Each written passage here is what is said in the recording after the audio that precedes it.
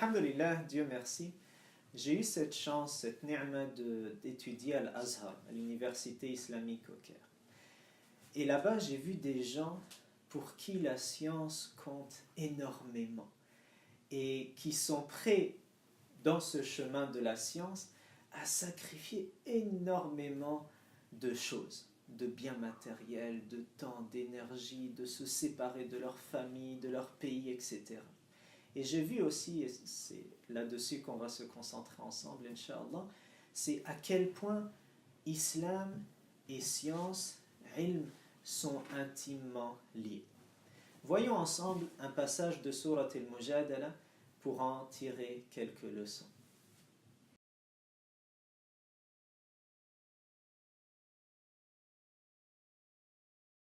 Assalamu alaikum wa rahmatullahi wa barakatuh. Bienvenue dans cette série Un verset, une leçon. Dans un passage du 11e verset de Surat al-Mujadala, on peut aussi dire al-Mujadila, Allah subhanahu wa ta'ala dit يَرْفَعِ اللَّهُ الَّذِينَ آمَنُوا مِنْكُمْ وَالَّذِينَ أُوتُوا الْعِلْمَ دَرَجَاتٍ. Allah subhanahu wa ta'ala, il élève parmi vous ceux qui ont cru et ceux qui ont acquis le savoir. Trois leçons qu'on peut retenir. La première leçon qu'on va retenir, c'est que quand Dieu nous parle d'une élévation qui est réservée à ceux qui ont la foi et la connaissance, c'est pour nous dire que tu confirmes ta foi et tu l'approfondis à mesure que tu avances dans la science. Et oui, tu vas augmenter ta foi à mesure que tu t'adonnes à l'adoration, au culte, mais énormément, genre d'une manière beaucoup plus grande quand tu vas gagner la connaissance de plus en plus, du moment que tu l'acquiers de manière sincère, du moment que c'est une science utile. Et pour nous confirmer cette compréhension, il y a une tradition prophétique qui dit, le prophète Mohammed sallallahu alayhi wa sallam dit, il y a entre le dévot, celui qui s'adonne à l'adoration, et le savant, une distance énorme, comme il y aurait une distance entre moi, dit le prophète, et le plus petit des musulmans. Donc c'est à ce degré-là que ça se fait. Tu adores Dieu, tu augmentes ta foi, et tu ne dois jamais cesser d'adorer Dieu, c'est ce qui participe beaucoup à l'augmentation de ta foi, mais en aucun cas sans connaissance. Et sache que la connaissance, travailler sur la connaissance, te permet d'acquérir de plus en plus de foi et une plus grande proximité avec Allah Azza wa Jal. On a des citations par exemple de Shafi'i, de Ibn al-Jawzi et d'autres, rahimahumullah, qui disaient prendre du temps pour lire est beaucoup, bien plus meilleur que n'importe quelle prière surérogatoire, non obligatoire.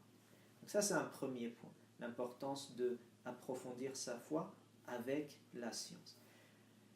Deuxième élément, c'est que Dieu nous parle de ceux qui ont acquis le savoir, utu al-ilm, comme pour nous dire que pour acquérir le savoir, on a besoin de tuteurs, on a besoin de guides, on a besoin de gens qui nous prennent par la main et qui nous fassent arriver rapidement et à leur niveau. Et ainsi, nous pouvons commencer de là où ils se sont arrêtés.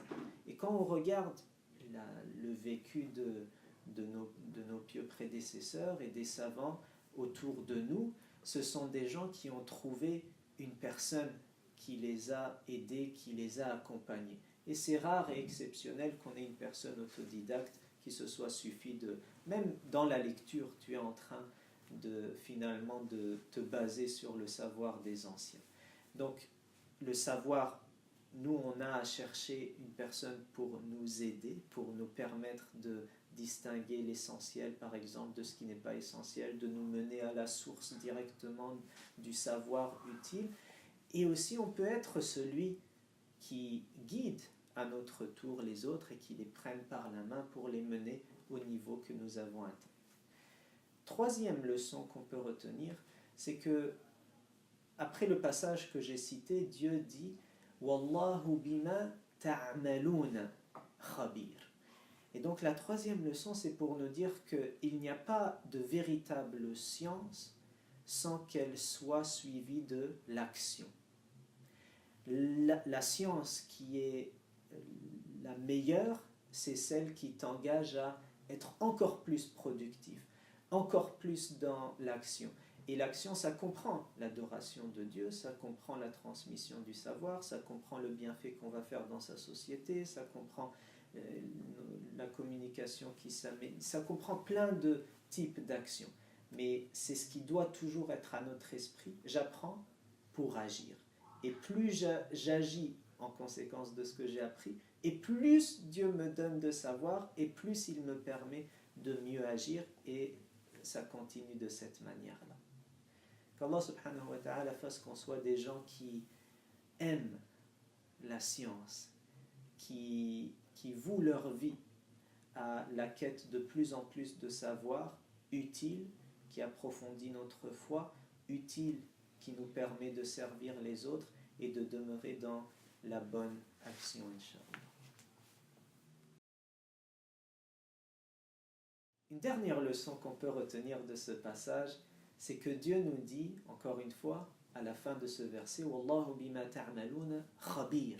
Et Dieu est parfaitement connaisseur de tout ce que vous faites.